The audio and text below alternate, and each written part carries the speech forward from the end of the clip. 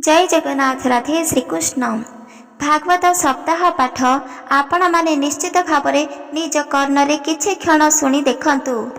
आपणक मानक पाखरे जदि एही वीडियो जाई पहुँची ताहाले मने रखंतु स्वयं भगवान श्रीकृष्ण चाहुछंती तांकर भक्त माने एही भागवत किछि क्षण निज कर्णरे शुणिबा पाई।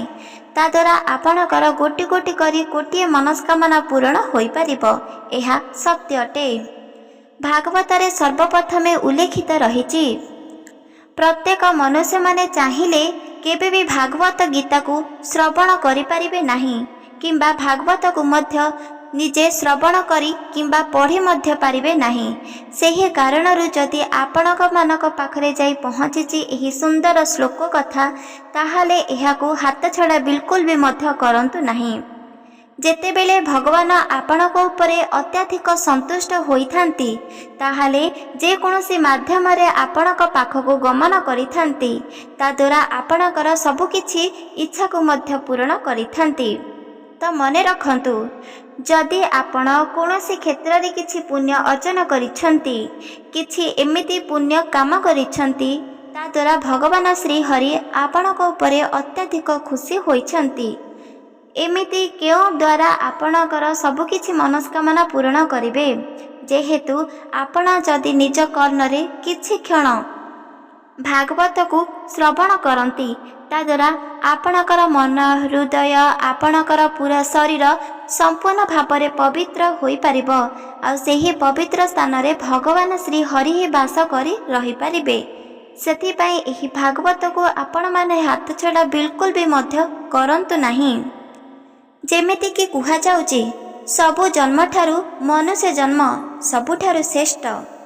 ठीक सेपरिका जीवनर सर्वस्व सुख शांति केवल भागवत गीता सार सबुठारू श्रेष्ठ अटे। भाग्य थिले ही एही भागवत सार को श्रवण करि परिबा। सेथिपई एहाकू हाथ छड़ा बिल्कुल भी मध्य करंतु नाही। एहाकू श्रवण करी बहुत देवी देवता मध्य पूजनीय भावरे स्वीकार करिछंती। आमे जाहाको पूजा करुछंती एमिति किछि देवी देवता अछंती सेमाने केवल एही श्रीमद भागवत को श्रवण करी पूजा स्वीकार करिछंती बा पूजनीय भावरे होइछंती। सेथिपई एहाको बिल्कुल भी मध्य हाथ छड़ा करंतु नाही। एहाको मने रखंतु आपण वर्ष वर्ष प्रत्येक दिन प्रत्येक मास प्रत्येक क्षण क्यों सब कर्म करुछंती सेही कर्म पाप किंबा पुण्य आपण को बिल्कुल भी ज्ञात नाही। किंतु जदि आपण किछि क्षण एही भागवत गीता को श्रवण करुछंती ताहाले मने रखंतु आपण पाप नुहे परम पुण्य अर्जन करुछंती। एही पुण्यर बल अत्याधिक अधिक होइथिबा मात्रा आपणकर सबु किछि पाप कर्म को धोई देबो। पूर्व जन्म रे जदि आपण किछि कुकर्म करिछंती जहा ए जन्म रे आपणकर ज्ञात नाही ताहाले सेही सबु को बा सेही पाप कर्म को ए जन्म रे भोगिबाकू पड़िबो।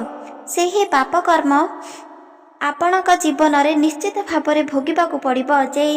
जेमितिका मने रखंतु कि आपणक जीवन रे धन संपत्ति बिल्कुल भी उन्नति करि परिबो नाही किंबा केते भी चेष्टा कले मध्य आपण धनवान होई परिबो नाही।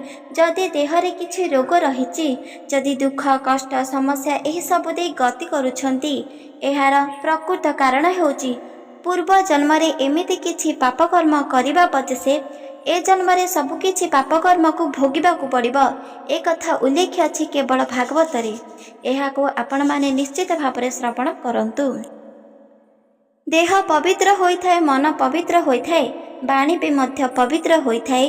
जे कोनोसी व्यक्ति जदि एही भागवत गीता को किछि क्षण श्रवण करंती ताहाले मने रखंतु आपणकर गोटी गोटी करी कोटिए मनस्कामना पूर्ण होई परिबो जदि किछि क्षण आपण श्रवण करंती। सेथिपई चलंतु जानिबा भागवत सप्ताह पाठरे एक सुंदर श्लोक माध्यम भगवान श्रीकृष्णकर वाणी जहा शुणिबा अत्याधिक मधुर अटे। वाणी द्वारा आमे प्रत्येक दुख कष्ट समस्या रोग जेते मध्य दरिद्रता को दूर करि परिबा। घरे सुख शांति मध्य बढ़ी पारिबो केवल एही भागवत द्वारा। सेथिपई चलंतु जानिबा ଶ୍ରୀମଦ ଭାଗବତ ସପ୍ତାହ ପାଠରେ ଭାଗବତ ଗୀତା କେତେ ଶକ୍ତିଶାଳୀ ଆପଣମାନେ ନିଶ୍ଚିତ ଭାବରେ ଶ୍ରବଣ କରନ୍ତୁ ଆଉ ନିଜେ ମଧ୍ୟ ଜାଣନ୍ତୁ, ଅନ୍ୟକୁ ମଧ୍ୟ ଏ ବିଷୟରେ କୁହନ୍ତୁ। ଚାଲନ୍ତୁ ଜାଣିବା ଶ୍ରୀମଦ ଭାଗବତ ସପ୍ତାହ ପାଠ। ଭାଗବତ ଶ୍ଲୋକରେ ଉଲ୍ଲେଖ ଅଛି, ପ୍ରଭୁ ଶ୍ରୀ ହରି ସ୍ୱୟଂ ପ୍ରତ୍ୟେକ ମୁନି ଋଷିଙ୍କୁ କହୁଛନ୍ତି ଏହି ବଚନ। ଏହି ଭାଗବତ ଗୋଟିଏ ଶ୍ଲୋକ ମାତ୍ର ଗୋଟିଏ ମନୁଷ୍ୟର ମନକୁ ପରିବର୍ତ୍ତନ କରିଦେବ, ତାର ସମ୍ପୂର୍ଣ୍ଣ ଭାବରେ ଭାଗ୍ୟକୁ ମଧ୍ୟ ବଦଳାଇ ଦେବ ଯଦି କୌଣସି ବ୍ୟକ୍ତି ଏହାକୁ ସମ୍ପୂର୍ଣ୍ଣ ଭାବରେ ଶ୍ରବଣ କରିବ। ସେହି ସମୟରେ ନାରଦ ମୁନି ମଧ୍ୟ ଉପସ୍ଥିତ ଥିଲେ। ଭଗବାନ ଶ୍ରୀକୃଷ୍ଣଙ୍କର ବାଣୀକୁ ଶୁଣି ବହୁତ ଆନନ୍ଦ ହେଲେ ଆଉ କହିବାକୁ ଲାଗିଲେ, ହେ ପ୍ରଭୁ, ହେ ପରମାତ୍ମା, ସେହି ଭାଗବତ ଶ୍ଲୋକ ଆମେ ବି ମଧ୍ୟ ଶୁଣିବୁ, ତାଦ୍ୱାରା ଆମର ମଧ୍ୟ ସର୍ବସ୍ୱ ଶକ୍ତି ଉଚ୍ଚାରିତ କରିପାରିବୁ, ଆମର ସର୍ବସ୍ୱ ଖଣ୍ଡନ ମଧ୍ୟ ହୋଇପାରିବ ବିପଦ। ସେଥିପାଇଁ ଆମକୁ ମଧ୍ୟ ଏହି ଭାଗବତ ଶ୍ଲୋକକୁ ଶ୍ରବଣ କରନ୍ତୁ। ପ୍ରତ୍ୟେକ ମୁନି ଋଷିମାନେ ଏହି ସବୁ କଥା ଶୁଣିବା ପାଇଁ ଅତ୍ୟଧିକ ଆନନ୍ଦ ଥିଲେ। କେମିତି ଗୋଟିଏ ଶ୍ଲୋକ ଦ୍ୱାରା ପ୍ରତ୍ୟେକ ଭାଗ୍ୟକୁ ମଧ୍ୟ ବଦଳାଇ ଦେଉଛି। ତାହେଲେ ମନ ଧ୍ୟାନ ଦେଇ ଶୁଣ, ଏହି ଭାଗବତ ସପ୍ତାହ ପାଠ ବିଲକୁଲ ବି ଅଧାରୁ ଶ୍ରବଣ ନୁହେଁ, ବରଂ ସମ୍ପୂର୍ଣ୍ଣ ଶ୍ରବଣ କରିବାକୁ ଚେଷ୍ଟା କର। ଭଗବାନ ଶ୍ରୀକୃଷ୍ଣ କହୁଛନ୍ତି ଏକ ସୁନ୍ଦରମୟ କାହାଣୀ। ଗୋଟିଏ ରାଜ୍ୟରେ ଏକ ବହୁତ ବଡ଼ ରାଜା ଥିଲା। ସେହି ରାଜା ପାଖରେ ପ୍ରତ୍ୟେକ ଧନ, ମୋତି, ମାଣିକ, ବାଣିଜ୍ୟ ସବୁକିଛି ଉପସ୍ଥିତ ଥିଲା। ତାଙ୍କ ପାଖରେ ପ୍ରତ୍ୟେକ ମୁନି ଋଷି ମଧ୍ୟ ରହୁଥିଲେ। ରାଜା ନିଜ ହୃଦୟରୁ କିଛିଟା ମାତ୍ରେ ଗର୍ବ ଅହଙ୍କାର କରୁଥିଲା, କାହିଁକି ନା ଅନ୍ୟ ରାଜ୍ୟଠାରୁ ତା ରାଜ୍ୟରେ ପ୍ରଚୁର ଧନ ସମ୍ପତ୍ତି, ମୋତି, ମାଣିକ ଅଧିକରୁ ଅତ୍ୟଧିକ ଥିଲା। ସେଥିପାଇଁ ରାଜା ଦିନକୁ ଦିନ କ୍ରୋଧିତ କରୁଥିଲା ଆଉ ଗର୍ବ ଅହଙ୍କାର ମଧ୍ୟ ଥିଲା। ମୁନି ଋଷିମାନେ ତା ପାଖରେ ରହିଥିଲେ, କାହିଁକି ନା ଯଦି କିଛି ମାର୍ଗଦର୍ଶନ ରହୁଥିଲା ତାହେଲେ ରାଜାଙ୍କୁ ମାର୍ଗଦର୍ଶନ କରାଉଥିଲେ। ରାଜାର ଯାହା ବି କିଛି ବିଦ୍ୟା ଜାଣିବାର ଥିଲା ତାହା ଗୁରୁମାନଙ୍କ ଦ୍ୱାରା ସର୍ବସ୍ୱ ବିଦ୍ୟାକୁ ଶ୍ରବଣ କରୁଥିଲା। ଠିକ୍ ସେପରିକା ରାଜାଙ୍କର ଦିନ ବିତୁଥିଲା। ରାଜାଙ୍କର 5ଟି ରାଣୀ ଥିଲା ଆଉ 3ଟି ପୁତ୍ର ଥିଲା। ସେହି ଭୁବନରେ ପୁତ୍ରୀ ବିଲକୁଲ ବି ନଥିଲା। ରାଜାଙ୍କର ଉଆସରେ ସର୍ବସ୍ୱ ସୁଖ ଆନନ୍ଦ ପରିପୂର୍ଣ୍ଣ ରହିଥିଲା। ସେହି ରାଜ୍ୟରେ ପ୍ରତ୍ୟେକ ବ୍ୟକ୍ତିଙ୍କୁ ସର୍ବସ୍ୱ ଇଚ୍ଛା କରୁଥିବା ଯେକୌଣସି ବି ଖାଦ୍ୟ, ଯେକୌଣସି ବି ଦ୍ରବ୍ୟ ଆବଶ୍ୟକତା ଠାରୁ ଅଧିକ ମଧ୍ୟ ରାଜା ପହଞ୍ଚାଉଥିଲା, କାହିଁକି ନା ସେ ନିଜେ ବି ମଧ୍ୟ ଚାହୁଁଥିଲା, ଯେହେତୁ ଏହି ରାଜ୍ୟ ମୋର ଆଉ ମୁଁ ଯଦି ସବୁଠାରୁ ଅଧିକ ଧନବାନ ବ୍ୟକ୍ତି ରାଜା, ତାହେଲେ ମୋ ରାଜ୍ୟର ପ୍ରତ୍ୟେକ ବ୍ୟକ୍ତି, ପ୍ରତ୍ୟେକ ମନୁଷ୍ୟମାନେ ବହୁତ ଖୁସି ଆନନ୍ଦରେ ରହିବେ। ଯାହା ଇଚ୍ଛା କରିବେ ତାହା ସେବନ ମଧ୍ୟ କରିପାରିବେ, ବହୁତ ଆନନ୍ଦରେ ମଧ୍ୟ ଜୀବନ କାଟିବେ। ଅନ୍ୟ ରାଜ୍ୟଠାରୁ ମୋ ରାଜ୍ୟର ବ୍ୟକ୍ତିମାନେ, ପ୍ରଜାମାନେ ସମସ୍ତେ ଖୁସିରେ ଜୀବନ କାଟିବେ। ଏମିତି ଭାବରେ ସେହି ରାଜ୍ୟ ବିତୁଥିଲା। ଅନ୍ୟ ରାଜ୍ୟମାନେ ମଧ୍ୟ ସେ ରାଜ୍ୟକୁ ଦେଖି ବହୁତ କ୍ରୋଧ କରୁଥିଲେ, କାହିଁକି ନା ସେହି ରାଜ୍ୟରେ ପ୍ରଚୁର ଧନ ସମ୍ପତ୍ତି, ମୋତି, ମାଣିକ ସର୍ବସ୍ୱ ଥିଲା। ଅଧିକରୁ ଅଧିକ ଯୁଦ୍ଧ ସୈନିକ ମଧ୍ୟ ଥିଲା ଆଉ ସୈନିକ ପ୍ରତ୍ୟେକ ବ୍ୟକ୍ତିଙ୍କୁ ହରାଇ ମଧ୍ୟ ଦେଉଥିଲା। ଯେକୌଣସି ଯୁଦ୍ଧରେ ମୃତ୍ୟୁବରଣ ମଧ୍ୟ ଦଣ୍ଡ ଦେଉଥିଲେ, କାହିଁକି ନା ତାଙ୍କେ ବୀର ସୈନିକ ମଧ୍ୟ ଥିଲେ। ଗୋଟିଏ ଦିନ ଗୋଟିଏ ଭିକ୍ଷକ ଆସି ରାଜାଙ୍କ ଦ୍ୱାର ପାଖରେ ପହଞ୍ଚିଲା। ରାଜାଙ୍କୁ କିଛି ସେବନ କରିବା ପାଇଁ ଖାଦ୍ୟ ମାଗିଲା। ରାଜାଙ୍କ ପାଖରେ ସେହି ସମୟରେ କୌଣସି ଭୋଜନ ପ୍ରସ୍ତୁତ ହୋଇନଥିଲା। ରାଜାଙ୍କ ପାଖକୁ ଯେକୌଣସି ଭିକ୍ଷକ, ମୁନି ଋଷି, ଯେକୌଣସି ବି ବ୍ୟକ୍ତି ଆସିବ ତାଙ୍କୁ ଖାଲି ହାତରେ ବିଲକୁଲ ବି ଫେରାଉ ନଥିଲା, କାହିଁକି ନା ରାଜା ସବୁଠାରୁ ଗର୍ବୀ ଥିଲା ଆଉ ଭାବୁଥିଲା କି ମୋ ପାଖକୁ ଯିଏ ଆସିବ ମୁଁ ତାର ସର୍ବସ୍ୱ ଇଚ୍ଛାକୁ ପୂରଣ କରିବି। ସେହି ସମୟରେ ଭିକ୍ଷକ ଆସିଲା ରାଜାଙ୍କୁ କିଛି ମାଗିବା ପାଇଁ, ଖାଦ୍ୟ ସେବନ କରିବା ପାଇଁ। ସେତେବେଳେ ରାଜାଙ୍କ ପାଖରେ କୌଣସି ବି ଖାଦ୍ୟ ସେବନ କରିବା ପାଇଁ ଦ୍ରବ୍ୟ ନଥିଲା। ସେହି କାରଣରୁ ରାଜା ତାକୁ ମନା କରିଦେଲା ଆଉ କହିବାକୁ ଲାଗିଲା, ଏହି କ୍ଷଣେ ତ ଆମ ପାଖରେ କୌଣସି ବି ଭୋଜନ କରିବା ପାଇଁ ଖାଦ୍ୟ ଦ୍ରବ୍ୟ ନାହିଁ, ସେଥିପାଇଁ କିଛି କ୍ଷଣେ ତୁ ନିଶ୍ଚିତ ଭାବରେ ଆସିବୁ ଆଉ ତତେ ସେବନ କରିବା ପାଇଁ କିଛି ନା କିଛି ଅନ୍ନ ମୁଁ ତତେ ଦାନ କରିବି। ଯେହେତୁ ଭିକକ ଏକ ଜଙ୍ଗଲରେ ତପସ୍ୟା କରୁଥିଲା ଭଗବାନ ଶ୍ରୀକୃଷ୍ଣଙ୍କୁ ପ୍ରାପ୍ତ କରିବା ପାଇଁ, ସିଏ କ୍ଷୁଧାରେ ମଧ୍ୟ ତପସ୍ୟା କରିଥିଲା। ସିଏ କେବଳ ଗୋଟେ ମାସ ପର୍ଯ୍ୟନ୍ତ କୌଣସି ବି ଅନ୍ନ କୌଣସି ବି ଜଳକୁ ପାନ କରିନଥିଲା, କେବଳ ତପସ୍ୟାରେ ଲୀନ ଥିଲା। ଆଉ ତାକୁ ଏବେ ବହୁତ ଜୋରେ କ୍ଷୁଧା ଲାଗୁଛି। ସେଥିପାଇଁ ସେ ରାଜନକୁ କହିବାକୁ ଲାଗିଲା, ହେ ରାଜନ, ଯଦି ଆପଣ ପାଖରେ ଯେକୌଣସି ବି ଖାଦ୍ୟ ଥାଉ ନା କାହିଁକି ମୋତେ ପ୍ରଦାନ କରନ୍ତୁ। ମୋତେ ଅଧିକରୁ ଅଧିକ କ୍ଷୁଧା ଲାଗୁଛି, କାହିଁକି ନା ମୁଁ ଆଜି ପର୍ଯ୍ୟନ୍ତ ଅରଣ୍ୟରେ ତପସ୍ୟା କରୁଥିଲି। ଗୋଟେ ମାସ ପର୍ଯ୍ୟନ୍ତ କୌଣସି ଜଳ କୌଣସି ଅନ୍ନକୁ ମଧ୍ୟ ମୁଁ ସେବନ କରିନାହିଁ। ସେହି କାରଣରୁ ମୋତେ ଅତ୍ୟଧିକ ବହୁତ ଜୋରେ କ୍ଷୁଧା ଲାଗୁଛି। ରାଜନ କହିବାକୁ ଲାଗିଲେ, ଆପଣ ହେଉଛନ୍ତି ଅତିଥି। ଅତିଥିକୁ କେବଳ ଭଲ ଯେକୌଣସି ବି ସୁସ୍ଥ ଖାଦ୍ୟ ଦେବାକୁ ପଡ଼ିଥାଏ, କୌଣସି ବାସି ଖାଦ୍ୟ ନୁହଁ, କୌଣସି ଖରାପ ହୋଇଯାଇଥିବା ଖାଦ୍ୟକୁ ମଧ୍ୟ ନୁହଁ। ତୁମେ କିଛି କ୍ଷଣ ଅପେକ୍ଷା କର, ନିଶ୍ଚିତ ଭାବରେ ବହୁତ ଜଲ୍ଦି ପ୍ରସ୍ତୁତ ହୋଇଯିବ ବ୍ୟଞ୍ଜନ, ଆଉ ତୁମେ ବହୁତ ଖୁସି ଆନନ୍ଦରେ ସେବନ କରିବ। ଏମିତି କହି ରାଜା ତାଙ୍କ ନଅର ଭିତରକୁ ଚାଲିଗଲେ। ଯେହେତୁ ଭିକକ ଆସି ତାଙ୍କ ପାଖରେ ରହିଥିଲେ, ପୁଣି ଥରେ ବିଚାର କରିଲେ ତାଙ୍କେ ଯଦି ଆଉ କିଛି କ୍ଷଣ ନ ସେବନ କରିବେ ତାହେଲେ ତାଙ୍କର ନିଶ୍ଚିତ ଭାବରେ ମୃତ୍ୟୁବରଣ ଘଟିବ। ସେହି କାରଣରୁ ଭିକକ ଅନ୍ୟ ଏକ ରାଜ୍ୟକୁ ଯିବେ ବୋଲି ମନରେ ନିଷ୍ପତ୍ତି ନେଲେ। ଆଉ ଚାଲି ଚାଲି ଅନ୍ୟ ଏକ ରାଜ୍ୟକୁ ବାହାରିଲେ। ଅନ୍ୟ ଏକ ରାଜ୍ୟରେ ଯାଇ ପହଞ୍ଚିଲେ। ଆଉ ଠିକ୍ ସେପରି ସେହି ରାଜାଙ୍କୁ ମାଗିଲେ କିଛି ଭୋଜନ ସେବନ କରିବା ପାଇଁ। ସେତେବେଳେ ଭିକଙ୍କର କଥା ଶୁଣି ରାଜା ଅନ୍ୟ ଏକ ରାଜ୍ୟର ରାଜା ସେବନ କରିବା ପାଇଁ କିଛି ଖାଦ୍ୟ ଦେଲେ। ତାଦ୍ୱାରା କି ଭିକକ ବହୁତ ଖୁସି ଆନନ୍ଦରେ ସେବନ କରିଲେ ଖାଦ୍ୟ, ଆଉ ଜଳ ବି ମଧ୍ୟ ପାନ କରିଲେ। ରାଜା ପଚାରିଲେ, ତୁମେ କେତେ ଦିନ ଠାରୁ କ୍ଷୁଧାରେ ଅଛ? ଏତେ ଜଲ୍ଦି କିପରି ସେବନ କରିଦେଉଛ? ସେତେବେଳେ ଘଟିଥିବା ପ୍ରକୃତ କଥା କହିଲେ। ଯିଏକି ଅରଣ୍ୟରେ ତପସ୍ୟା କରୁଥିଲେ, ଗୋଟେ ମାସ ପର୍ଯ୍ୟନ୍ତ କୌଣସି ବି ଜଳ କୌଣସି ବି ଅନ୍ନକୁ ସେବନ କରିନାହାନ୍ତି। ଆଉ ଅନ୍ୟ ରାଜ୍ୟ ପାଖକୁ ଯାଇଥିଲେ, ସେହି ରାଜା ମଧ୍ୟ ତାଙ୍କୁ ସେବନ କରିବା ପାଇଁ ଖାଦ୍ୟ ପ୍ରସ୍ତୁତ ନ ହୋଇଥିବା କାରଣରୁ ତାଙ୍କୁ ପ୍ରଦାନ କରିନଥିଲେ। ଯେହେତୁ ମୋତେ ଲାଗିଲା କିଛି କ୍ଷଣ ମୁଁ ଯଦି ଭୋକରେ ରହିବି, କ୍ଷୁଧାରେ ରହିବି, ତାହେଲେ ମୋର ମୃତ୍ୟୁ ନିଶ୍ଚିତ ଭାବରେ ଘଟିବ। ସେଥିପାଇଁ ତୁମ ଭୁବନକୁ ଆସିଲି, ଆଉ ତୁମକୁ ଖାଦ୍ୟ ମାଗିଲି। ଏହି କଥା ଶୁଣି ରାଜା ବହୁତ ଖୁସି ହୋଇଗଲେ। ଆଉ କହିବାକୁ ଲାଗିଲେ, ନିଜ ରାଜ୍ୟରେ ପ୍ରଚୁର ଧନ ସମ୍ପତ୍ତି ମୋତିମାଣିକ ଥାଇ ମଧ୍ୟ ଗୋଟିଏ ଭୋକିଲା ଲୋକକୁ କ୍ଷୁଧା ଲୋକଙ୍କୁ ସେବନ କରିବା ପାଇଁ କିଛି ଖାଦ୍ୟ ଦେଲା ନାହିଁ, ତାହେଲେ ତା ପାଖରେ ପ୍ରଚୁର ଧନ ସମ୍ପତ୍ତି ଥାଇ ମଧ୍ୟ କୌଣସି ବି ଆବଶ୍ୟକତା ରହିବ ନାହିଁ, ତାକୁ ଧିକ୍କାର କରିବାକୁ ଇଚ୍ଛିତ ହେଉଛି। ଏମିତି କହୁ ଅନ୍ୟ କୌଣସି ବ୍ୟକ୍ତିଙ୍କୁ କହିବାକୁ ଲାଗିଲେ। ଏମିତି ବ୍ୟକ୍ତି ଶୁଣି ଶୁଣି ରାଜାଙ୍କ କର୍ଣ୍ଣରେ ଆସି ବାଜିଲା। ପ୍ରକୃତ ସତ୍ୟତା ରାଜା ମନ୍ତ୍ରୀ ସହ ଶ୍ରବଣ କରିଲେ। ତାଙ୍କ ଦ୍ୱାର ପାଖକୁ ଯେଉଁ ଭିକ୍ଷକ ଆସି ଏପରି ଅପମାନ କରିଲେ, ସେହି ଭିକ୍ଷକକୁ ତୁରନ୍ତ ନେଇ ଆସ ବୋଲି ସୈନିକକୁ ଆଦେଶ ଦେଲେ ରାଜା। ରାଜାଙ୍କର ଆଦେଶ ଶୁଣି ସୈନିକ ମଧ୍ୟ ସେହି ଭିକ୍ଷକକୁ ଖୋଜିବାକୁ ବାହାରି ଗଲେ।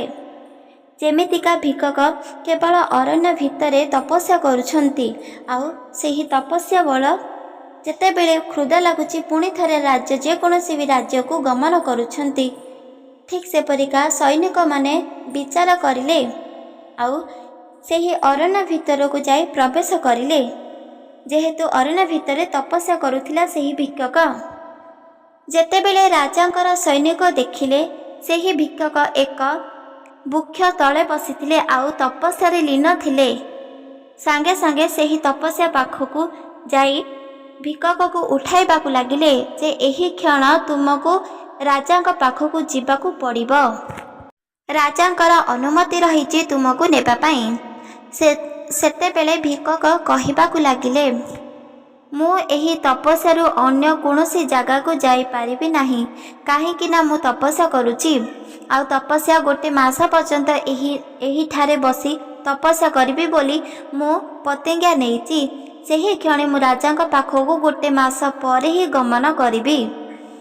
ଏକଥା ଶୁଣି ସୈନିକ କେତେ ମଧ୍ୟ ତାକୁ କହିଲେ, କିନ୍ତୁ ଭିକ୍ଷକ ତାଙ୍କ କଥା ଶୁଣିଲେ ନାହିଁ। ସୈନିକମାନେ ଚାଲିଗଲେ ରାଜାଙ୍କୁ ଏସବୁ କଥା ଜଣାଇବା ପାଇଁ।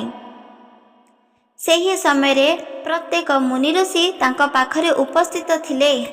ପ୍ରତ୍ୟେକ ବ୍ୟକ୍ତି ମଧ୍ୟ ଥିଲେ। ରାଜା ମନ୍ତ୍ରୀ ସଭାରେ ବସିଥିଲେ। ସୈନିକ ଯାଇ ରାଜାଙ୍କୁ ଏହି ସବୁ କଥା ଶୁଣାଇଲେ। ସୈନିକ କଥା ଶୁଣି ରାଜା ଅତ୍ୟଧିକ କ୍ରୋଧିତ ହୋଇଗଲେ। କାହିଁକି ନା ତାଙ୍କେ ଯେତେବେଳେ ଯାହା ବି କିଛି ଇଚ୍ଛିତ କରୁଛନ୍ତି ତାହା ସମ୍ପୂର୍ଣ୍ଣ ଭାବରେ ପୂରଣ କରୁଛନ୍ତି। ଏମିତି କୌଣସି ବ୍ୟକ୍ତି ନାହିଁ କି ତାଙ୍କ କଥାକୁ ବିଲକୁଲ ବି ମାନୁନାହାନ୍ତି। ଏସବୁ କଥା ଶୁଣି ବହୁତ କ୍ରୋଧିତ ହୋଇଗଲେ ରାଜା, ଆଉ ତାଙ୍କୁ ମୃତ୍ୟୁ ଦଣ୍ଡ ଦେବା ପାଇଁ ଆଦେଶ ମଧ୍ୟ ଦେଲେ। ସେତେବେଳେ ମୁନି ଋଷିମାନେ ମଧ୍ୟ ରାଜାଙ୍କୁ କହିବାକୁ ଲାଗିଲେ, ଏହା ଏକ ବହୁତ ବଡ଼ ଅପରାଧ ଅଟେ। ଯଦି କୌଣସି ଭୋକିଲା ଲୋକକୁ ଭୋକ ଲାଗୁଥିଲା ଅନ୍ୟ କୌଣସି ରାଜ୍ୟ ପାଖକୁ ଯାଇ ଖାଦ୍ୟ ସେବନ କରିଲା, ତା ଆତ୍ମାକୁ ତୃପ୍ତି କରିଲା, ତାହେଲେ ତୁମେ ତାକୁ ମୃତ୍ୟୁ ଦଣ୍ଡ ଦେବା ଆବଶ୍ୟକତା ନାହିଁ। ଏହା ସବୁଠାରୁ ବଡ଼ ପାପ ଯାହା ତୁମକୁ ଭୋଗିବାକୁ ପଡ଼ିବ। ପ୍ରତ୍ୟେକ ମୁନି ଋଷି, ପ୍ରତ୍ୟେକ ବ୍ୟକ୍ତି, ସମ୍ପୂର୍ଣ୍ଣ ବ୍ୟକ୍ତି କହିଲା ପରେ ମଧ୍ୟ ରାଜା କାହାରି ମଧ୍ୟ କଥାକୁ ବିଶ୍ୱାସ କଲେ ନାହିଁ।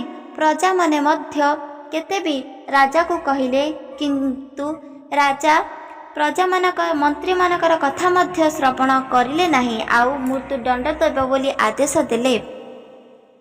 ଯେତେବେଳେ ସମ୍ପୂର୍ଣ୍ଣ ରାଜ୍ୟର ପ୍ରଜାମାନେ, ବ୍ୟକ୍ତି, ପ୍ରତ୍ୟେକ ମୁନି ଋଷିମାନେ ମଧ୍ୟ ରାଜାକୁ ବାରଣ କଲେ, ସେହି ସମୟରେ ରାଜା ବିଚାର କରିଲେ କି କୌଣସି ସୈନିକ ହାତରୁ ନୁହଁ, ବରଂ ସେହି ଭିକ୍ଷକ କେବଳ ମୋ ହସ୍ତରୁ ମୃତ୍ୟୁବରଣ କରିବ। ଏମିତି ଆସି କ୍ରୋଧିତ ହୋଇ ରାଜା ବାହାରି ପଡ଼ିଲେ ସେହି ଭିକ୍ଷକୁ ମୃତ୍ୟୁ ଦଣ୍ଡ ଦେବା ପାଇଁ। ସେହି ଅରଣ୍ୟ ଭିତରକୁ ଯାଇ ରାଜା ପ୍ରବେଶ କରିଲେ। ମୁନି ଋଷି, ପ୍ରତ୍ୟେକ ବ୍ୟକ୍ତି ମଧ୍ୟ କେତେ ବି ମଧ୍ୟ ରାଜାକୁ ମନା କରୁଥିଲେ, କିନ୍ତୁ ରାଜା କାହାରି ମଧ୍ୟ କଥାକୁ ନ ଶୁଣି ତପସ୍ୟା କରୁଥିବା ବେଳେ ସେହି ଭିକ୍ଷକକୁ ମୃତ୍ୟୁ ଦଣ୍ଡ ଦେଲେ। ସେହି ସମୟରେ ଭିକ୍ଷକ ଆଖି ନିଜର ନେତ୍ର ଖୋଲି ଦେଖିଲେ, ଆଉ ମୃତ୍ୟୁ ଦେଉଥିବା ବ୍ୟକ୍ତି ହେଉଛି କେବଳ ରାଜା। ଅତ୍ୟଧିକ କ୍ରୋଧରେ ଆସି ଦେଖୁ ଦେଖୁ ତାଙ୍କର ମୃତ୍ୟୁ ମଧ୍ୟ ଘଟିଲା। କାହିଁକି ନା ତାଙ୍କ ଶରୀର ଆଉ ତାଙ୍କର ମସ୍ତିଷ୍କକୁ ଅଲଗା କରିଦେଇଛି ରାଜା। କିନ୍ତୁ ଭିକ୍ଷକର ଆତ୍ମାକୁ ଶାନ୍ତି ବିଲକୁଲ ବି ପ୍ରାପ୍ତ ହେଲା ନାହିଁ। ରାଜା ମୃତ୍ୟୁ ଦଣ୍ଡ ଦେଇ ସେଠାରୁ ଚାଲି ଆସିଲା। ରାଜାଙ୍କର ଏହି ସବୁ ଘଟଣା ଦେଖି ମୁନି ଋଷିମାନେ କ୍ରୋଧରେ ଆସି ରାଜାଙ୍କୁ ବହୁତ କିଛି କଥା ଶୁଣିବାକୁ ଦେଲେ, ଯେ ଏହାର ଅପରାଧ ତୁମକୁ, ତୁମ ପରିବାରକୁ ମଧ୍ୟ ଭୋଗିବାକୁ ପଡ଼ିବ। ଭିକ୍ଷକ ତପସ୍ୟାରେ ଥିଲା। ଯେକୌଣସି ବ୍ୟକ୍ତି ଯେତେବେଳେ ମନ୍ଦିରରେ ଥିବ, ଭଗବାନ ଶ୍ରୀହରିଙ୍କୁ ପୂଜା କରୁଥିବ, ସେହି ସମୟରେ ଯଦି ତାକୁ କେହି କଟୁ କଥା କହିବ, ତାହେଲେ ତାହାର ପାପ 2 ଗୁଣରେ ତାକୁ ଭୋଗିବାକୁ ପଡ଼ିବ ଏହି କ୍ଷଣି। ଆଉ ଏହି ବ୍ୟକ୍ତି ତ ଏବେ ତପସ୍ୟାରେ ଲୀନ ଥିଲା। ତୁମେ ତାକୁ ମୃତ୍ୟୁ ଦଣ୍ଡ ଦେଇ ବହୁତ ବଡ଼ ଅପରାଧ କରିଛ। ଏହି ଅପରାଧର ଭାଗ କେବଳ ତୁମକୁ ଭୋଗିବାକୁ ପଡ଼ିବ। ସେଥିପାଇଁ ଆମେ ସମସ୍ତେ ତୁମକୁ ଛାଡ଼ି ଚାଲି ଯାଉଛୁ। ତୁମ ରାଜ୍ୟକୁ ଆଉ କେବେ ବି ଆସିବୁ ନାହିଁ।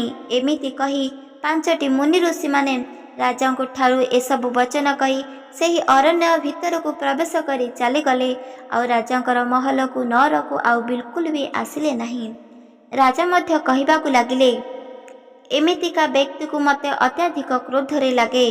ଯେଉଁ ବ୍ୟକ୍ତି ମୋ ରାଜ୍ୟରେ ଛାଡ଼ି ଅନ୍ୟ କୌଣସି ରାଜାଙ୍କ ପାଖକୁ ଗମନ କରିବ, ତାକୁ ମୃତ୍ୟୁ ଦଣ୍ଡ ହିଁ ଆବଶ୍ୟକତା ପଡ଼ିବ।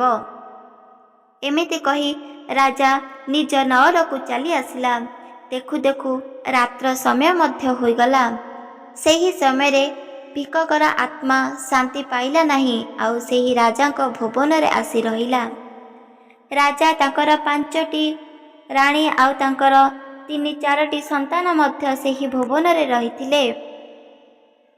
ଆତ୍ମା ଥିବା କାରଣରୁ ରାଜାକୁ ବିଲକୁଲ ବି ଶାନ୍ତି ଲାଗିଲା ନାହିଁ, ଆଉ ଅଶାନ୍ତି ବାରମ୍ବାର ଲାଗିଲା, ଅଣନିଶ୍ୱାସୀ ମଧ୍ୟ ଲାଗିଲା। ତାଙ୍କ ସାଥିରେ ରାଣୀ ମଧ୍ୟ, ତାଙ୍କ ସନ୍ତାନ ମଧ୍ୟ। ଦିନକୁ ଦିନେ ରାଜାର କିଛି ନା କିଛି ଦୁର୍ଘଟଣା ଘଟିବାକୁ ଲାଗିଲା। ଯେକୌଣସି ବି ତାଙ୍କ ଦେହରେ ଅସୁସ୍ଥ ରହିଲା। ଦେଖୁ ଦେଖୁ ରାଣୀ ତାଙ୍କ ସନ୍ତାନ ରାଜାଙ୍କର ଦେହ ବାରମ୍ବାର ଅସୁସ୍ଥ ହୋଇ ପଡ଼ିଲା। ଏହି ସବୁ ଘଟଣା ଦେଖି ରାଜା ବିଚାର କରିଲେ, କାହିଁକି ଏହି ରାଜ୍ୟରେ ଏପରି ଘଟିବାକୁ ଲାଗୁଛି? କାହିଁକି ଆମ ଭୁବନରେ ବହୁତ କଷ୍ଟ ଲାଗୁଛି? ଏମିତି ବିଚାର କରି ରାଜା କିଛି ପଣ୍ଡିତ, କିଛି ମନ୍ତ୍ର ଉଚ୍ଚାରଣ କରୁଥିବା ବ୍ୟକ୍ତିକୁ ମଧ୍ୟ ନିଜ ଭୁବନକୁ ଡାକିଲେ। ସେତେବେଳେ ରାଜାଙ୍କର ଆଦେଶ ଶୁଣି ପ୍ରତ୍ୟେକ ମହାନ ବ୍ୟକ୍ତି ରାଜାଙ୍କ ଭୁବନକୁ ଆସିଲେ ଆଉ ତାଙ୍କୁ ପଚାରିଲେ କି ଆମ ଭୁବନରେ ଏମିତି କାହିଁକି ଅମଙ୍ଗଳ ବାରମ୍ବାର ଘଟୁଛି? ଧୀରେ ଧୀରେ ଏମିତି ଲାଗୁଛି ଆମର ମଧ୍ୟ ମୃତ୍ୟୁବରଣ ଘଟିବ। ଏମିତି ଲାଗୁଛି କୌଣସି ବ୍ୟକ୍ତି କୂପଦୃଷ୍ଟି ଆମ ମହଲ ଉପରେ ପକାଇଛନ୍ତି। ଯେତେବେଳେ ପ୍ରତ୍ୟେକ ମହାନ ଜ୍ଞାନୀମାନେ ରାଜାଙ୍କର ଏହି ମହଲକୁ ଦେଖିଲେ ଆଉ ପାଠ ଉଚ୍ଚାରଣ ମନ୍ତ୍ରରେ ଜାଣିବାକୁ ପାଇଲେ ତାଙ୍କ ନଅରରେ ଏମିତି କେଉଁ ଜିନିଷ ରହିଛି, ସେତେବେଳେ ପ୍ରତ୍ୟେକ ବ୍ୟକ୍ତି ରାଜାଙ୍କୁ କହିବାକୁ ଲାଗିଲେ, ହେ ରାଜନ, ତୁମ ଭବନରେ କୌଣସି କଳାଛାୟା ନୁହେଁ, ତୁମ ଭବନରେ କାହାର କୂପଦୃଷ୍ଟି ନୁହେଁ, ବରଂ ତୁମ ଭବନରେ ଗୋଟିଏ ଆତ୍ମା ରହିଛି, ଆତ୍ମା ବାସ କରିଅଛି। ସେହି ଆତ୍ମାର କୂପଦୃଷ୍ଟିରୁ ତୁମ ଘରେ ସର୍ବସ୍ୱ ନକାରାତ୍ମକ ଶକ୍ତି ବଢ଼ିଯାଇଛି। ତୁମର କାଳ ନିଶ୍ଚିତ ଭାବରେ ଘଟିବ। ତୁମର ଏହି ମହଲରେ ପ୍ରତ୍ୟେକ ବ୍ୟକ୍ତିର ମୃତ୍ୟୁବରଣ ନିଶ୍ଚିତ ଭାବରେ ଘଟିବ, ତ୍ରାହି ବିଲକୁଲ ବି ନାହିଁ। ମହାନ ବ୍ୟକ୍ତିଙ୍କର କଥା ଶୁଣି ରାଜା ଆଶ୍ଚର୍ଯ୍ୟ ହୋଇଗଲେ ଆଉ କହିବାକୁ ଲାଗିଲେ ସେହି ମୁନି ଋଷିମାନଙ୍କୁ, ଆପଣମାନେ ଯାହା କହିବେ କରିବାକୁ ମୁଁ ନିଶ୍ଚିତ ଭାବରେ ସର୍ବସ୍ୱ କାର୍ଯ୍ୟକୁ ସିଦ୍ଧି କରିବି, କିନ୍ତୁ ମୋ ଭୁବନରେ ଯେକୌଣସି ବି ଆତ୍ମା ଅଛି ତାକୁ ତୁରନ୍ତ ଏହି ମହଲରୁ କାଢ଼ିବାର ବ୍ୟବସ୍ଥା କରାଯାଉ। ମୁଁ ସାଙ୍ଗେ ସାଙ୍ଗେ ପ୍ରତ୍ୟେକ କାର୍ଯ୍ୟ କରିବା ପାଇଁ ସ୍ଥିର ନେଉଛି। ସେତେବେଳେ ମହାନ ଜ୍ଞାନୀମାନେ କହିବାକୁ ଲାଗିଲେ, ଏହି ରାଜ୍ୟରେ କିଛି ହୋମ ଯଜ୍ଞ କରିବାକୁ ପଡ଼ିବ। ତାଦ୍ୱାରା ଯଜ୍ଞ ଦ୍ୱାରା ସେହି ଆତ୍ମା ଶାନ୍ତି ପ୍ରାପ୍ତ ପାଇପାରିବ ଆଉ ଏହି ମହଲରୁ ଚାଲିଯିବ। ଏମିତି ବିଚାର କରି ଗ୍ରହ ନକ୍ଷତ୍ରକୁ ଦେଖିବାକୁ ଲାଗିଲେ। ଗ୍ରହ ନକ୍ଷତ୍ର ଅନୁଷ୍ଠାନରେ ତାଙ୍କେ ଯଜ୍ଞ କରିବେ ବୋଲି ନିଷ୍ପତ୍ତି ନେଲେ ଆଉ ସେହି ନକ୍ଷତ୍ର କେବଳ 3 ଦିନ ପରେ ନକ୍ଷତ୍ର ଆସୁଛି। ସେହି 3 ଦିନ ଭିତରେ ରାଜାଙ୍କର ଧୀରେ ଧୀରେ ଅଧାରୁ ଅତ୍ୟଧିକ ଧନ ନଷ୍ଟ ହୋଇସାରିଛି, କ୍ଷୟ ହୋଇଗଲା ସେହି ଧନ। ରାଜା କ୍ରୋଧରେ ଚିନ୍ତାରେ ପଡ଼ି ପଡ଼ି ତାଙ୍କୁ ମଧ୍ୟ ଏକ ରୋଗ ଗ୍ରାସ କରିଲା। ପୁଣି ଯେତେବେଳେ ସେହି ଗ୍ରହ ନକ୍ଷତ୍ର ଆସିଲା, ଭଲ ସୁଯୋଗ ସମୟ ଆସିଲା, ସେହି ସୁଯୋଗରେ ପ୍ରତ୍ୟେକ ମହାନ ଋଷି ବ୍ୟକ୍ତି, ପ୍ରତ୍ୟେକ ସନ୍ନ୍ୟାସୀ ମଧ୍ୟ ଆସି ତପସ୍ୟା କରିବାକୁ ବାହାରିଲେ। ତପସ୍ୟା କରିଲେ ଆଉ ତପସ୍ୟା ବଳରେ ଯଜ୍ଞ ମଧ୍ୟ କରିଲେ। ଯଜ୍ଞରୁ ଏକ ସୁନ୍ଦର ଚମତ୍କାର ଉତ୍ପନ୍ନ ହେଲା ଆଉ ସେହି ଉତ୍ମରେ ଆତ୍ମା ମଧ୍ୟ ଆସିଲା। ଯଜ୍ଞର ମହାପ୍ରଭୁ ସ୍ୱୟଂ ଅଗ୍ନି ଦେବତା ସେହି ଆତ୍ମାକୁ ପଚାରୁଛନ୍ତି, ତୁମେ କାହିଁକି ଏହି ରାଜମହଲରେ ରହିଛ? ତୁମର ରାଜମହଲ ନୁହେଁ, ବରଂ ଯେକୌଣସି ବି ଅରଣ୍ୟ ଭିତରେ ରହିବାର ତୁମର ଘର, ତୁମର ନଅର କି କୌଣସି ରାଜମହଲ ନୁହଁ। ତାହେଲେ ତୁରନ୍ତ ତୁମେ ମୋ ସାଥିରେ ଚାଲି ଆସ, ମୁଁ ତୁମକୁ ମୋକ୍ଷ ଦେବି। ସେତେବେଳେ ଆତ୍ମା କହିବାକୁ ଲାଗିଲା, ମୁଁ ଯେତେ ପର୍ଯ୍ୟନ୍ତ ମୋର ଆତ୍ମା ଅସନ୍ତୁଷ୍ଟ ରହିଛି, ଶାନ୍ତି ପ୍ରାପ୍ତ କରିନାହିଁ, ମୁଁ ସେ ପର୍ଯ୍ୟନ୍ତ ଏହି ରାଜାଙ୍କ ଭୁବନରେ ରହିବି। ଯେ ପର୍ଯ୍ୟନ୍ତ ରାଜାଙ୍କର ପୁରା ନଅର, ପୁରା ଭୁବନ, ପୁରା ରାଜ୍ୟ ନଷ୍ଟ ନ ହୋଇଛି, ପ୍ରତ୍ୟେକ ବ୍ୟକ୍ତିର ମୃତ୍ୟୁବରଣ ନ ଘଟିଛି, ସେ ପର୍ଯ୍ୟନ୍ତ ଏହି ରାଜ୍ୟରୁ ମୁଁ ଯିବି ନାହିଁ କି ଏହି ଭୁବନରୁ ମଧ୍ୟ ମୁଁ ଗମନ କରିବି ନାହିଁ।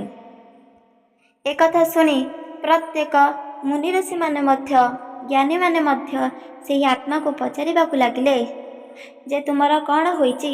କାହିଁକି ତୁମେ କ୍ରୋଧରେ ଅଛ? କାହିଁକି ଏପରି ନିଷ୍ପତ୍ତି ନେଉଛ? ସେହି ସମୟରେ ଘଟିଥିବା ପ୍ରତ୍ୟେକ ଘଟଣା ରାଜାଙ୍କ ବିଷୟରେ କହିବାକୁ ଲାଗିଲେ। ତାପରେ ମହାନ ଜ୍ଞାନୀମାନେ କହିଲେ, ତାହେଲେ ରାଜାଙ୍କର ତ ବହୁତ ବଡ଼ ଭୁଲ ହୋଇଯାଇଛି ଆଉ ଭୁଲର ଦଣ୍ଡ କେବଳ ମୃତ୍ୟୁ ନୁହେଁ, ଆଉ କିଛି ଦଣ୍ଡ ଦିଅନ୍ତୁ, ତାଦ୍ୱାରା ତାଙ୍କେ ମଧ୍ୟ କଷ୍ଟ ପାଇପାରିବେ। ସେତେବେଳେ ରାଜା ଏହି ସବୁ କଥା ଶୁଣିଲେ ଆଉ ସେହି ଆତ୍ମାଙ୍କ ପାଖକୁ ଆସି ପ୍ରଣାମ କରିଲେ ଆଉ କହିବାକୁ ଲାଗିଲେ, କ୍ରୋଧରେ ମୁଁ ଯାଇ ବହୁତ ବଡ଼ ଭୁଲ କରିଦେଇଛି। ଏବେ ମୋର ଗର୍ବ ଅହଙ୍କାର ସବୁକିଛି ନଷ୍ଟ ହୋଇଯାଇଛି। କ୍ଷୁଧାରେ ରହିବା, ଅନ୍ୟ କାହାଠାରୁ ମଧ୍ୟ ସେବନ କରିବାର ଶାନ୍ତି ମୋତେ ଏବେ ଲାଗୁଛି। କାହିଁକି ନା ମୋର ଦେଖୁ ଦେଖୁ ସର୍ବସ୍ୱ ଧନ ନଷ୍ଟରେ ଚାଲିଯାଇଛି। ମୋର ଭୁଲ ହୋଇଯାଇଛି ଆତ୍ମା, ମୋତେ କ୍ଷମା କରିଦିଅ। ଆତ୍ମାକୁ ଶାନ୍ତି ହେଲା ପରି ଯେକୌଣସି କାର୍ଯ୍ୟ ମଧ୍ୟ ମୁଁ କରିବି, ତୁମେ ବହୁତ ଶାନ୍ତିରେ ମଧ୍ୟ ରହିପାରିବ। ସେତେବେଳେ ସେହି ଆତ୍ମାକୁ ମଧ୍ୟ ସ୍ୱୟଂ ଅଗ୍ନି ଦେବତା ମଧ୍ୟ କହିବାକୁ ଲାଗିଲେ, ତୁମର ଆତ୍ମା ମୁଖ୍ୟ ନିଶ୍ଚିତ ଭାବରେ ପ୍ରାପ୍ତ ପାଇପାରିବ। କାହିଁକି ନା ତୁମେ ତପସ୍ୟାରେ ଲୀନ ଥିଲାବେଳେ ତୁମର ମୃତ୍ୟୁ ହୋଇଛି। ସେହି ସମୟରେ ଭଗବାନ ଶ୍ରୀକୃଷ୍ଣଙ୍କ ପାଖରେ ତୁମେ ନିଶ୍ଚିତ ଭାବରେ ପହଞ୍ଚି ପାରିବ। ସେଥିପାଇଁ ତୁମେ ଆହୁରି ଏଠି କାହାକୁ ମଧ୍ୟ କଷ୍ଟ ଦଣ୍ଡ ଦିଅନ୍ତୁ ନାହିଁ, ଆଉ ଚାଲିଯାଆନ୍ତୁ ଭଗବାନ ଶ୍ରୀଚରଣଙ୍କ ପାଖକୁ। ସେତେବେଳେ ଆତ୍ମା କାହାରି ମଧ୍ୟ କଥା ଶୁଣିଲେ ନାହିଁ ଆଉ କହିବାକୁ ଲାଗିଲେ, କୌଣସି ବ୍ୟକ୍ତି ମଧ୍ୟ ମୋତେ ଏହି ଭୁବନରୁ କାଢ଼ି ପାରିବେ ନାହିଁ, ଆଉ ମୁଁ ଏହି ଭୁବନରେ ହିଁ ରହିବି। ଏମିତି କହି ସେହି ନଅର ଭିତରକୁ ଚାଲିଗଲା। ଭଗବାନ ଶ୍ରୀକୃଷ୍ଣ ମଧ୍ୟ ଆଶ୍ଚର୍ଯ୍ୟ ହୋଇଗଲେ ଏହି ସବୁ ଘଟଣା ଦେଖି। ଆଉ ଭାବିଲେ ମନେ ମନେ ଏହାର ଉପାୟ ମଧ୍ୟ କିଛି କରିବାକୁ ପଡ଼ିବ। ଅଗ୍ନି ଦେବତା ମନରେ ମଧ୍ୟ ଭଗବାନ ଶ୍ରୀକୃଷ୍ଣଙ୍କୁ ପଚାରିଲେ। ମନରେ ପଚାରିଥିବା ପ୍ରଶ୍ନକୁ ଭଗବାନ ଶ୍ରୀକୃଷ୍ଣ ଉତ୍ତର ମାଧ୍ୟମରେ ଦେଲେ। ରାଜା ପ୍ରତ୍ୟେକ ମହାନ ବ୍ୟକ୍ତିଙ୍କୁ କହୁଛନ୍ତି, ଏହାର କିଛିଟା ଉପାୟ ରହିଛି, ମୋତେ କୁହନ୍ତୁ। ରାଜାଙ୍କର କଥା ଶୁଣି ମୁନି ଋଷିମାନେ ଆଉ ଅଗ୍ନି ଦେବତା କହିବାକୁ ଲାଗିଲେ, ଏହି ଆତ୍ମା ଗୋଟେ ତପସ୍ୟାରେ ଥାଇ ମୃତ୍ୟୁବରଣ କରିଛି। ସେହି କାରଣର ଆର ଆତ୍ମାକୁ କାଢ଼ିବା ଅତ୍ୟଧିକ ସହଜ ନୁହେଁ।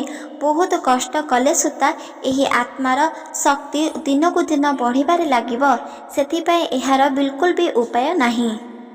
ସେତେବେଳେ ରାଜା କ୍ରନ୍ଦନ କରିବାକୁ ଲାଗିଲେ ଆଉ କହିବାକୁ ଲାଗିଲେ, ଏହି ଅଗ୍ନିକୁଣ୍ଡରେ କେବଳ ମୋ ଜୀବନ ମୁଁ ଦାନ କରିଦେବି, ମୋ ଜୀବନକୁ ନଷ୍ଟ କରିଦେବି, ମୁଁ ମୃତ୍ୟୁବରଣ କରିବି। କାହିଁକି ନା ମୋ ବଚସେ ମୋ ରାଜ୍ୟମାନଙ୍କର କିଛି କ୍ଷତି ନ ଘଟୁ, ମୋ ପରିବାର ଲୋକମାନଙ୍କର କିଛି କ୍ଷତି ନ ଘଟୁ। ଏମିତି କହି ଅଗ୍ନି ପାଖକୁ ଯାଉଥିଲେ ଦାହ କରିବା ପାଇଁ। ସେହି ସମୟରେ ଅଗ୍ନି ଦେବତା ଅଟକାଇ ଦେଲେ ଆଉ କହିବାକୁ ଲାଗିଲେ, ହେ ରାଜନ, ତୁମେ କୌଣସି ବି ଚିନ୍ତା କର ନାହଁ। ଯଦି ତୁମେ ମୋର ବଚନ ଅନୁଷ୍ଠାନରେ କେବଳ ଗୋଟିଏ କାମ କରିବ, ଗୋଟିଏ କାର୍ଯ୍ୟ କରିବ, ତାହେଲେ ଏହି ଆତ୍ମାର ମୁଖ୍ୟ ନିଶ୍ଚିତ ଭାବରେ ହୋଇପାରିବ। ତା ଆତ୍ମା ଶାନ୍ତି ପାଇପାରିବ ଆଉ କୌଣସି ବିପଦ ତୁମ ଭୁବନରେ ଆସିପାରିବ ନାହିଁ। ଅଗ୍ନି ଦେବତାଙ୍କର କଥା ଶୁଣି ରାଜନ କହିଲେ, ତୁମେ ଯାହା ବି କିଛି କହିବ ମହାତ୍ମା, ମୁଁ ନିଶ୍ଚିତ ଭାବରେ ସର୍ବସ୍ୱ କାର୍ଯ୍ୟ କରିବି। ସେହି ସମୟରେ ମୁନିଋଷି ଜ୍ଞାନୀମାନେ ମଧ୍ୟ କହିବାକୁ ଲାଗିଲେ, ଏକ ଭାଗବତ ଶ୍ଲୋକକୁ ଆଣ, ନିଜ ଭୁବନରେ ଚାରିପାର୍ଶ୍ୱରେ 4ଟି ଭାଗବତ ଶ୍ଲୋକକୁ ରଖିଦିଅ। ତାହେଲେ ତୁମେ ନିଜେ ହିଁ ଦେଖିବ ସେହି ଆତ୍ମାର ମୁଖ୍ୟ ନିଶ୍ଚିତ ଭାବରେ ହୋଇପାରିବ। ପ୍ରତ୍ୟେକ ଜ୍ଞାନୀଙ୍କର କଥା ଶୁଣି, ଅଗ୍ନି ଦେବତାଙ୍କର କଥା ଶୁଣି ରାଜା ପ୍ରାତଃ ସମୟରୁ ଭାଗବତକୁ କିଣିଲେ ଆଉ ଭାଗବତକୁ ନିଜ ଭୁବନ ଚାରିପାର୍ଶ୍ୱରେ 4ଟି ଭାଗବତ ରଖିଦେଲେ। ଭାଗବତ ସେହି ଭୁବନରେ ରହିବା କାରଣରୁ ସେହି ଶ୍ଲୋକକୁ ଉଚ୍ଚାରଣ ମଧ୍ୟ ହେଲା। ପ୍ରତ୍ୟେକ ଦିନ ମୁନି ଋଷିମାନେ ମଧ୍ୟ ତାଙ୍କ ଭୁବନରେ ବସି ଏହି ଭାଗବତ ଶ୍ଲୋକକୁ ପାଠ କରିବାକୁ ଲାଗିଲେ। ଗୋଟିଏ ଦିନ 2 ଦିନ ଉତ୍ତାରୁ ଆତ୍ମା ସେହି ଭାଗବତ ଶ୍ରବଣ କରୁଥିବା ବ୍ୟକ୍ତିଙ୍କ ପାଖକୁ ଆସିଲେ ଆଉ କହିବାକୁ ଲାଗିଲେ, ମୁଁ ଏହି ଭୁବନ ଛାଡ଼ି ଚାଲି ଯାଉଛି। ଭଗବାନ ଶ୍ରୀକୃଷ୍ଣ ନିଜ ପାଖକୁ ଡାକୁଛନ୍ତି ଆଉ ମୋର ଆତ୍ମା ମୁଖ୍ୟ ମଧ୍ୟ ପାଇଗଲା। ମୁଁ ଅତ୍ୟଧିକ ଶାନ୍ତି ମଧ୍ୟ ପାଇଲି। ହେ ରାଜନ, ହେ ପ୍ରତ୍ୟେକ ମୁନିଋଷି ବ୍ୟକ୍ତିଙ୍କୁ ମୁଁ ପ୍ରଣାମ କରୁଛି ଆଉ କହୁଛି କି, ଯଦି ମୋ ଜୀବନରେ କିଛି ଭୁଲ କରିଥିଲି ତାହେଲେ ମୋତେ କ୍ଷମା କରିଦିଅ। ମୁଁ ବହୁତ ବଡ଼ ଭୁଲ କରିଛି ଆଉ କୌଣସି ବି ମଧ୍ୟ ଭୁଲ କରିବି ନାହିଁ। ପ୍ରତ୍ୟେକ ଜ୍ଞାନୀମାନେ କହିଲେ, ଭୁଲ ତ ପ୍ରତ୍ୟେକ ବ୍ୟକ୍ତିଙ୍କର ହୋଇଛି, ତୁମର କ୍ଷମା ତ ନିଶ୍ଚିତ ଭାବରେ ହେବ। ସେଥିପାଇଁ ତୁମେ ବିଲକୁଲ ବି ଚିନ୍ତା କର ନାହିଁ ଆଉ ଅତ୍ୟଧିକ ଶୀଘ୍ର ଭଗବାନ ଶ୍ରୀକୃଷ୍ଣଙ୍କ ଚରଣକୁ ଚାଲିଯାଅ। ସେହି ସମୟରେ ଭିକକ ରାଜାଙ୍କୁ ପ୍ରଣାମ ମଧ୍ୟ କରିବାକୁ ଲାଗିଲେ ଆଉ କହିଲେ, ତୁମର ଏହି ମୃତ୍ୟୁ ଦଣ୍ଡ ବଚସେ ମୁଁ ଭଗବାନ ଶ୍ରୀକୃଷ୍ଣଙ୍କୁ ପ୍ରାପ୍ତ କରିପାରିଲି। ତୁମକୁ ମଧ୍ୟ କୋଟିରୁ କୋଟି ପ୍ରଣାମ ଜଣାଉଛି। ରାଜନ ମଧ୍ୟ ଭିକକ କଥା ଶୁଣି କ୍ଷମା ମାଗିଲେ। କରିଥିବା ଭୁଲ ବଚସେ ଆଉ ଭିକକୁ ମଧ୍ୟ ପ୍ରଣାମ କରିଲେ। ତାପରେ ଭିକକର ଆତ୍ମା ପୁଣି ଥରେ ଭଗବାନ ଶ୍ରୀକୃଷ୍ଣଙ୍କ ପାଖକୁ ଚାଲିଗଲେ ଆଉ ସେଇଠାରେ ଲୀନ ହୋଇଗଲେ। ଏହା ଏକ ସତ୍ୟ ବଚନ। ରାଜାଙ୍କର ନଅରରୁ ସେହି ଆତ୍ମା ସବୁଦିନ ପାଇଁ ବାହାରିଲା, ମୁଖ୍ୟ ପ୍ରାପ୍ତ କରିଲା ଆଉ ଶାନ୍ତି ମଧ୍ୟ ପ୍ରାପ୍ତ କରିଲା। କେବଳ ଏହି ଭାଗବତକୁ ଗୀତାକୁ ନିଜ ଭୁବନରେ ରଖିବା ଦ୍ୱାରା ଆଉ ଶ୍ଲୋକକୁ ନିଜ ଭୁବନରେ ପାଠ କରିବା ଦ୍ୱାରା କେବଳ ଗୋଟିଏ ଦିନରେ ଆତ୍ମାର ମନ ଶାନ୍ତି ହୋଇଗଲା। 2 ଦିନରେ ଆତ୍ମା ସେହି ଭୁବନ ଛାଡ଼ି ସବୁଦିନ ପାଇଁ ପରମା ଆତ୍ମା ସାଥିରେ ଲୀନ ହୋଇଗଲା। ଏହା ସତ୍ୟ ଅଟେ। ଏହାର ଶକ୍ତି ଅଧିକରୁ ଅତ୍ୟଧିକ ଅଧିକ ହୋଇଥାଏ। ସେଥିପାଇଁ ତ ପ୍ରତ୍ୟେକ ବ୍ୟକ୍ତିଗଣ ଏହି ସବୁ କଥାକୁ ମନେ ରଖିବା ଉଚିତ ଅଟେ। ଭଗବାନ ଶ୍ରୀକୃଷ୍ଣ ଯେତେବେଳେ ଏହି ସୁନ୍ଦର ମଧୁର ବାଣୀ କାହାଣୀକୁ ପ୍ରତ୍ୟେକ ଦେବୀ ଦେବତାଙ୍କୁ ଶୁଣାଉଛନ୍ତି, ସେହି ସମୟରେ ନାରଦ ମୁନି ବହୁତ ଖୁସି ହୋଇଗଲେ, ଆନନ୍ଦ ମଧ୍ୟ ହୋଇଗଲେ ଆଉ କହିବାକୁ ଲାଗିଲେ, ହେ ପ୍ରଭୁ, ଆପଣଙ୍କର ଏହି ସୁନ୍ଦର ମଧୁରମଣି କାହାଣୀକୁ ମୁଁ ଯେତେବେଳେ ମୋ କର୍ଣ୍ଣରେ ଶ୍ରବଣ କରୁଥିଲି, ମୋତେ ଏମିତି ଲାଗୁଥିଲା ସତେ ଯେମିତି ଗୋଟିଏ କ୍ଷଣକରେ ମାତ୍ର ମୋର ଶକ୍ତି ଅଧିକରୁ ଅଧିକ ବଢ଼ିଯାଉଛି। ମୋତେ କେହି ଜଣେ ଆଶୀର୍ବାଦ କରୁଛି। ସେଥିପାଇଁ ସବୁକିଛି ଅନୁଭବ ମୁଁ କରିସାରିଛି। ହେ ପ୍ରଭୁ, ଏହି ଭାଗବତ ଶାସ୍ତ୍ରରେ ଅତ୍ୟଧିକ ଶକ୍ତି ଲୁଚି ରହିଛି, ତାହା ମୁଁ ଆଜି ଜାଣିପାରିଲି। ଯେମିତିକା ଏହି ଗୋଟିଏ ଶ୍ଲୋକରେ ରାଜାଙ୍କର ସର୍ବସ୍ୱ ଦୁଃଖ କଷ୍ଟ ଚାଲିଗଲା। ପୁଣି ଥରେ ରାଜା ପ୍ରତ୍ୟେକ ବ୍ୟକ୍ତିଙ୍କୁ ନିଜ ହୃଦୟର ସହିତ ଅନ୍ତରରୁ ସହିତ ସ୍ନେହ ଶ୍ରଦ୍ଧା କରିବାକୁ ଲାଗିଲା। ରାଜାଙ୍କର ଗର୍ବ, ଅହଙ୍କାର, ମୋହ, ହିଂସା ସର୍ବସ୍ୱ ଚାଲିଗଲା ଆଉ ସମସ୍ତଙ୍କ ସାଥିରେ ସମାନ ଭାବରେ ମିତ୍ର ମଧ୍ୟ ହୋଇଗଲା। ଏହି ସବୁ ଘଟଣା ଦେଖି ହେ ପ୍ରଭୁ, ମୋତେ ବହୁତ ଖୁସି ଲାଗୁଛି ଆଉ ମନେ ମନେ ଏପରି ଲାଗୁଛି ଯଦି ରାଜା ଭାଗବତ ଗୀତା ଶ୍ଲୋକକୁ କେବଳ ନିଜ ଭୁବନରେ ଚାରିପାର୍ଶ୍ୱରେ ରଖିଲା ଆଉ 1ରୁ 2 ଦିନ ପାଠ କଲା, ଏହି ଭିତରେ ଆତ୍ମାର ଶାନ୍ତି ହୋଇଲା, ଆତ୍ମାର ମୁଖ୍ୟ ହୋଇଗଲା, ତାହେଲେ ଯଦି ଯେକୌଣସି ବ୍ୟକ୍ତି ଯଦି ଏହି ଭାଗବତ ଗୀତାକୁ ସମ୍ପୂର୍ଣ୍ଣ ଭାବରେ ନିଜ କର୍ଣ୍ଣରେ ଶ୍ରବଣ କରିବ, ତାହେଲେ ତାଙ୍କ ଜୀବନରେ କେଉଁ ସବୁ ପୁଣ୍ୟ ପ୍ରାପ୍ତ କରିପାରିବେ, ଏସବୁ ବିଷୟରେ ମଧ୍ୟ ମୋତେ କୁହନ୍ତୁ ପ୍ରଭୁ। ନାରଦ ମୁନିଙ୍କର କଥା ଶୁଣି, ଯେକୌଣସି ବ୍ୟକ୍ତିଙ୍କର ମଧ୍ୟ କଥା ଶୁଣି ଭଗବାନ ଶ୍ରୀକୃଷ୍ଣ ଅତ୍ୟଧିକ ଖୁସି ହୋଇଗଲେ ଆଉ କହିବାକୁ ଲାଗିଲେ, ଏହି ଭାଗବତ ଶ୍ଲୋକ ଯେକୌଣସି ବ୍ୟକ୍ତି ଯଦି ଶୁଣୁଛନ୍ତି, ତାହେଲେ ପୂର୍ବ ଜନ୍ମର ଯେକୌଣସି ବି କୁକର୍ମ ଫଳକୁ ମୁଁ ନିଜ ହସ୍ତରେ ଲିଭାଇ ଦେବି ଆଉ ସିଏ ତା ଜୀବନରେ ଅଧିକରୁ ଅତ୍ୟଧିକ ଅଧିକ ପୁଣ୍ୟ ମଧ୍ୟ ପ୍ରାପ୍ତ କରିପାରିବ। ଏହାର ଶକ୍ତି ତା ପାଖରେ ମଧ୍ୟ ପହଞ୍ଚି ପାରିବ। ତାର ଗୋଟିଏ ନୁହଁ ବରଂ କୋଟିଏର ମନସ୍କାମନା ମଧ୍ୟ ପୂରଣ ହୋଇପାରିବ। ଏକଥା ଶୁଣି ନାରଦ ମୁନି ଆଉ ପ୍ରତ୍ୟେକ ମୁନି ଋଷିମାନେ ମଧ୍ୟ ଅତ୍ୟଧିକ ଖୁସି ହୋଇଗଲେ ଆଉ ସେଦିନ ଏହି ଭାଗବତ ସପ୍ତାହ ପାଠ ମଧ୍ୟ କରାଗଲା। ପ୍ରତ୍ୟେକ ମୁନି ଋଷି ଆଉ ନାରଦ ମୁନି ମଧ୍ୟ ଏହି ଭାଗବତ ଶ୍ଲୋକକୁ ସପ୍ତାହ ପାଠକୁ କରିବେ ବୋଲି ନିଷ୍ପତ୍ତି ମଧ୍ୟ ନେଲେ। ବହୁତ ଖୁସି ଆନନ୍ଦରେ ଶ୍ରଦ୍ଧାରେ ସହିତ ଭକ୍ତିରେ ସହିତ ଏହି ଭାଗବତ ସପ୍ତାହ ପାଠ କରାଗଲା। ତାଦ୍ୱାରା ଭଗବାନ ଶ୍ରୀକୃଷ୍ଣଙ୍କର ଆଶୀର୍ବାଦକୁ ମଧ୍ୟ ପ୍ରତ୍ୟେକ ବ୍ୟକ୍ତି ମଧ୍ୟ ପ୍ରାପ୍ତ କରିପାରିଲେ। ଏହା ସତ୍ୟ ଅଟେ।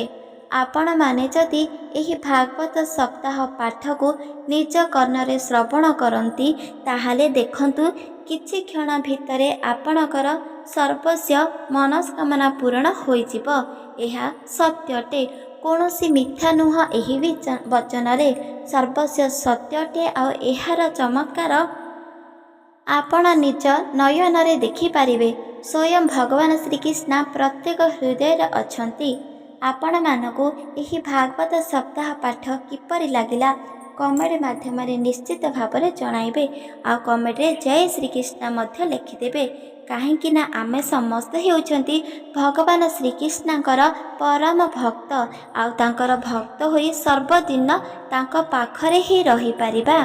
तो आपण मानकु एही भागवत सप्ताह पाठ किपरि लागिला कमेंट माध्यम निश्चित भाव में जणाई पारिबे। एही वीडियो जदि आपण मानकु भल लागिछि चैनल को सब्सक्राइब कर दियंतु, लाइक कर दियंतु, कमेंट कर दियंतु। रहुछि जय जगन्नाथ, जय माँ लक्ष्मी, जय श्री कृष्ण, राधे राधे राधे श्री कृष्ण।